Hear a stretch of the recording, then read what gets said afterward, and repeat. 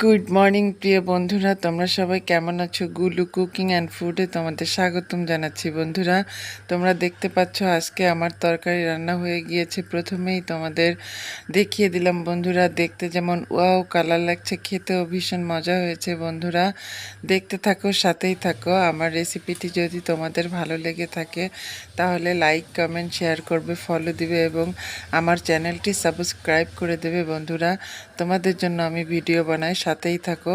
বন্ধুরা, দেখতে পাচ্ছ আমি কাতলা মাছ নিয়ে নিয়েছি এবং ফুলকপি আলু কেটে নিয়েছি।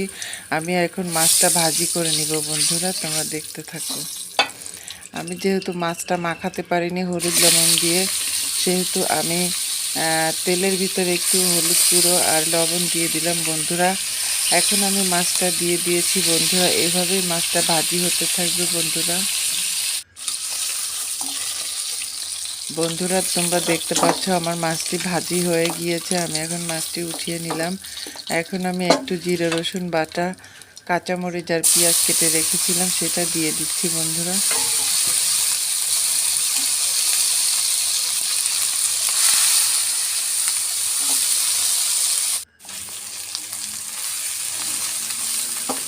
বন্ধুরা, দেখতে পাচ্ছ তোমরা, আমি একটু হলুদ গুঁড়ো এবং লবণটা মশলার ভিতর দিয়ে দিয়েছি। বন্ধুরা, এখন মশলাটা আমি ভালো করে কষিয়ে নিলাম। এখন আমি যেটা করব, ফুলকপি আর আলু কেটে রেখেছিলাম সেটা দিয়ে আমি 10 মিনিটের জন্য আমি কষিয়ে নিব অল্প একটু পানি দিয়ে।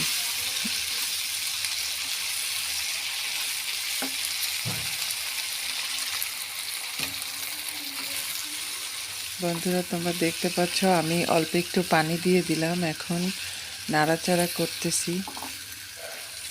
আমি যেটা করব, একটু নাড়াচাড়া করে এখন আমি তরকারিটা ঢাকনা দিয়ে ঢেকে দিব।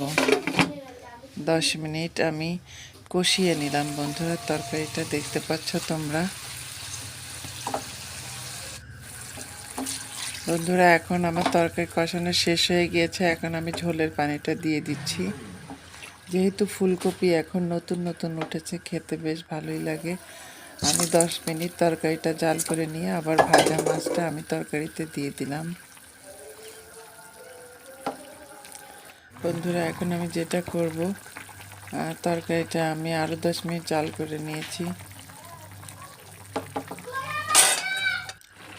বন্ধুরা, দেখতে পাচ্ছ আমার তরকারি ঝোলটা প্রায় কমে আসে। থ্যাংক ইউ ভেরি মাচ সবাই আমার সাথে থাকার জন্য।